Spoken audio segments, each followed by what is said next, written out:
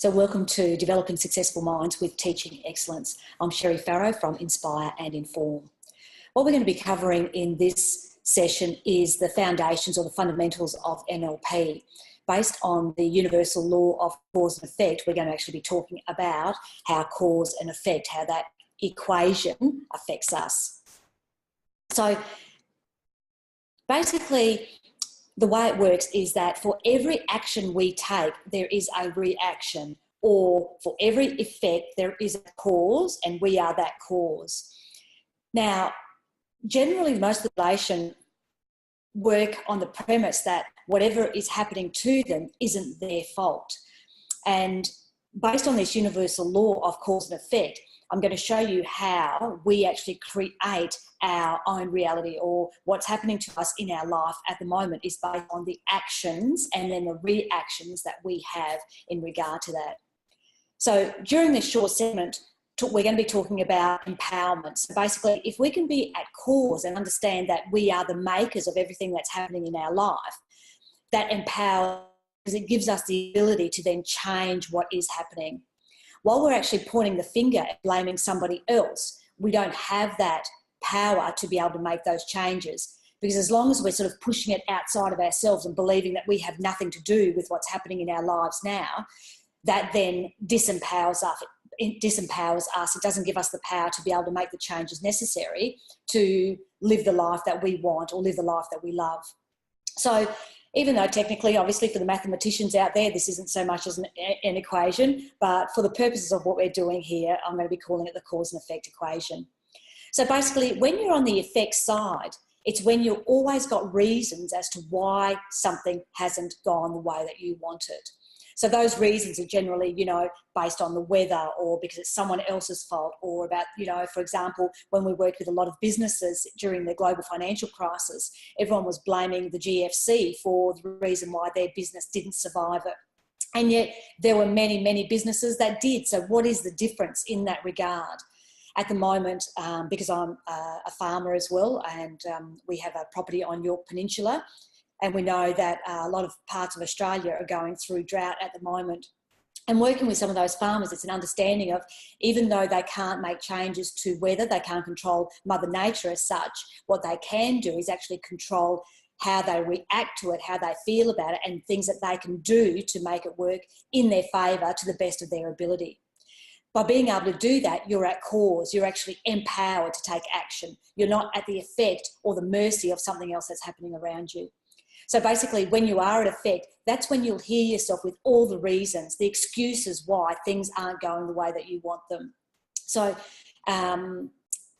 it can be ranging from anything in your life that isn't going the way that you want it, from simple conversations with people, or, for example, with teachers, when you're dealing with children and they're not doing what you want and you're blaming them for it, you are at effect.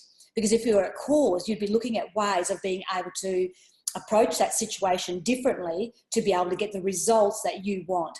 So being on the cause side of the equation, that's what gives you the results. So you can see that this cause and effect equation, it is results versus reasons. When you're at cause, you get the results that you want because you are empowered. In effect, you can change the course of whatever is happening so that you can get the outcome that you want. When you're at effect, you've always got the reasons or the excuses why it hasn't worked, or you can hear yourself blaming someone else for it, like doing the finger pointing. And I know it's very cliched, but it is so true. When you're pointing the finger at someone else, you've got three pointing back at you. And, it's looking at those three and seeing what it is that we can change or what you can change in regard to what's happening around you.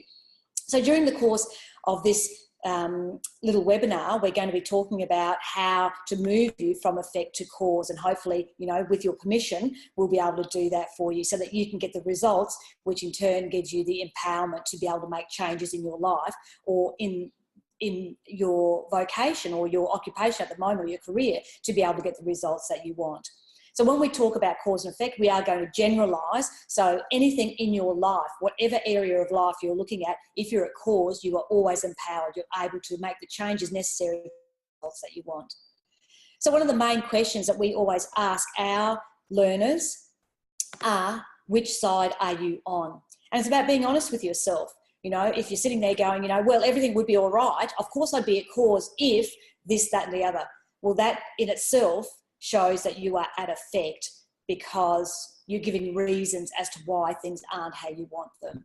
So once you actually honestly answer the question, which side are you on, that gives you then the ability to be able to make the changes that you need to affect and create the life that you want, or, you know, the desired situation in your working life, for example, or your personal life, to be able to have what you want.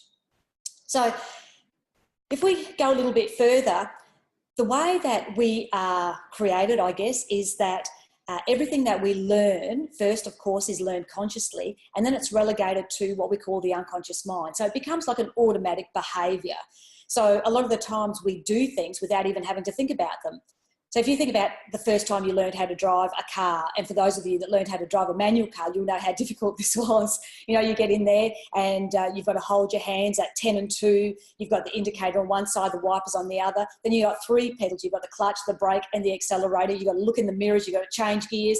And it's really overwhelming when you first start driving a car, and you've got to be very conscious about what you're doing. And of course, that's when you're doing all the bunny hops and all that sort of thing before you get started. But now that you've been driving for a long time, you basically open the door, you get in the car, and you don't even think about how to drive. So as soon as we've learned something, that's the beauty of how we are actually programmed, or how we program ourselves, is that once you've actually learned something, it's relegated to the unconscious mind, so it becomes an automatic behaviour. Now, that's a great thing, because of course we can't be paying attention to everything that we do. So if you look at some of the other automatic behaviours we have, like our heart beating, breathing, walking, we don't have to think about moving our left foot, then our right foot, then our left foot, then our right foot, and breathe and have our heart pump. That's all relegated to our unconscious mind. So it's basically, that is the mind that's responsible for making all that happen. So, so that's a wonderful thing. We need to have that. The problem arises when we've actually got automatic behaviours that aren't serving us well. So those behaviours that we do, that we've learned to do, but now realise that they're actually not benefiting us at all. But because they're so automatic, they're out of our conscious awareness. And for you that have done mindfulness training, this is where all the mindfulness come in from. And but I'm hoping that by the end of this series that we're doing with regarding, you know, developing successful minds with Teaching Excellence, you'll have a much better idea on how to make those changes fairly instantaneously, rather than having to take a long time to happen. Because that's the beauty, once we train ourselves, and the way that we teach NLP, we use NLP to teach NLP, which means that the change in behaviours can be instantaneous. So that's the beauty of what we do here. It doesn't have to take a very long time. What it does take is for you to become mindful, or pay attention to some of those automatic behaviours that you have. So at the same time, while I'm going through this with you, I am talking to you directly about it, but I'm hoping that once you grasp this concept, of course, then you'll be able to actually share that with all your learners as well, and for other people in your life also. So when we look at these automatic behaviours, basically they are reactions. It's the way that we react to something that's happening around us. So a lot of the time, for example, a situation arises and our automatic behaviour is then that reaction that we get. So say, for example, someone gives you a snide remark, or, you know, says something quite gruffly or rudely to you. Our automatic behaviour, because what we do is we reference what's happening in the past. So how we've reacted before, or what that snide remark might have meant to us back, you know, who knows how long ago. So someone might have given you a snide remark, and it may have hurt your feelings, or made you feel sad, or made you angry, whatever it may be. So whenever a situation happens now, we automatically reference the past as to how we reacted, because that's the only way we know how to react in the now, automatically. So once we receive a snide remark, our automatic behaviour may be immediately to get angry about that. Our reaction might be to get angry. So you can see how when someone gives you a snide remark, it's more about them than what it is about you. So it's about not taking things personally, but it's also understanding that nobody can make you feel anything that you don't want to feel. Now, a lot of the time we do this when we're doing our live trainings, we always ask you to turn to the person next to you and find their angry button or whatever emotional button it is. Because if somebody can make you angry, that means that you must have a button on the outside of you for them to be able to push to make you angry.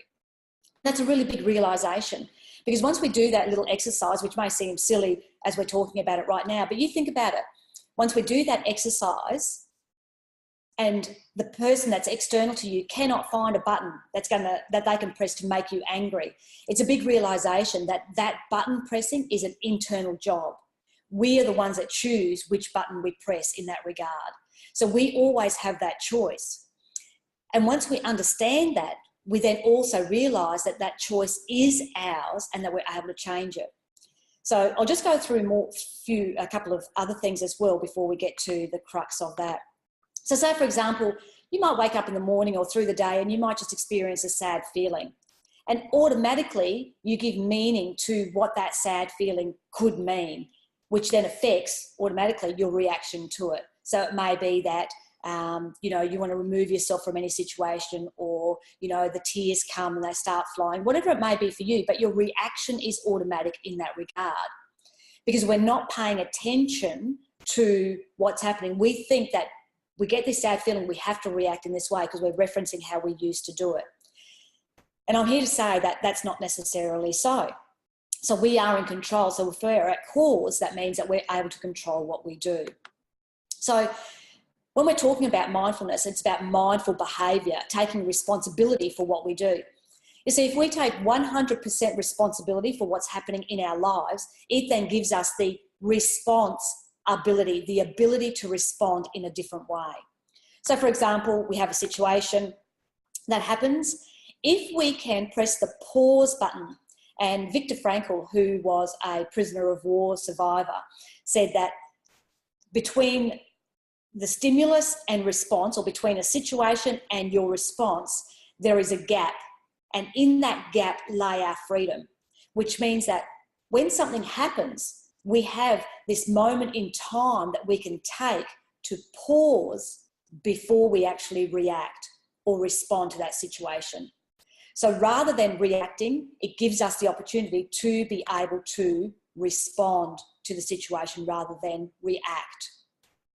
So for example, we have the situation. If we're paying mindful attention to it, we can respond. So it's giving that pause. So we have to remember that nothing has meaning until you give it meaning.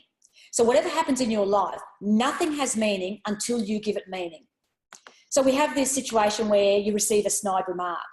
If you can take that pause and remind yourself that nothing has meaning until you give it meaning. Like nothing has meaning until you give it meaning. So even if you receive a snide remark, what does it really mean? It can mean anything you want it to. And I prefer to look at things that, receiving that snide remark, that's about that person, what's going on in their life for them to be able to do that. It has nothing really to do with me, for example. Now, I'll clarify that a little bit more. I'm a firm believer that if you hear the same comment from different people, or even the same person, more than 3 times or 3 or more times, then it is time for you to have a look. So say, for example, you receive a snide remark about something in particular and you hear that over and over again, then absolutely have a look at yourself first, because it may be something that you need to change so that you're not receiving that snide remark. But generalising it, once you receive a snide remark, it actually has nothing to do with you. So nothing has meaning until you give it meaning.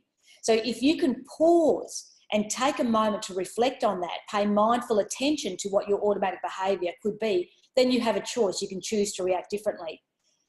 So once you pause, your response rather than reaction then may be to have a conversation with that person, to let them know that you don't appreciate the remark that they've said, or you don't appreciate the tone in their voice, or whatever it may be. But your response may be to have that conversation with that person. So imagine how different that would be. You receive that snide remark, rather than reacting and getting angry and blowing up at them, you actually take that pause and respond by actually having that conversation with them, or letting them know that that snide remark is inappropriate or unacceptable, whatever it may be. The key here is about being consistent. And you can see that if you take responsibility for what's happening around you, you can see how you can automatically and immediately make changes to your reactivity to that. So basically, in a nutshell, cause and effect. When you're at cause, you influence and take responsibility for everything that happens in your life, and that is what leads to success. When you're at effect, you feel that your life is random, that life's just happening to you, that you have no control over it, that you have no control about what others do. That's when you're blaming him or her, or you can see it's their fault, it's not you. As soon as you see that finger pointing outside of yourself, you know that you're effect. So you need to turn around and have it point at you and ask yourself, what can I do different in this situation? Because ultimately the response is totally up to you. You can make the changes in your life. You are in control of what happens in your life. You just have to pay mindful attention to what you're doing. And once you actually pay attention to what you're doing, then you're able to make the changes and notice the automatic behaviours that are not benefiting you. So it's about bringing them into conscious awareness, changing them. And then once you change them and they make you feel good, then they'll become automatic again. But just remember, nobody can make you feel anything. It's always your choice. You're the one that is pushing those buttons. You're the only one that can make the change. And just because you used to react that way, once you pay mindful attention to it and take 100% responsibility for your actions, then it gives you the power to be able to change that. And that in itself is extremely empowering.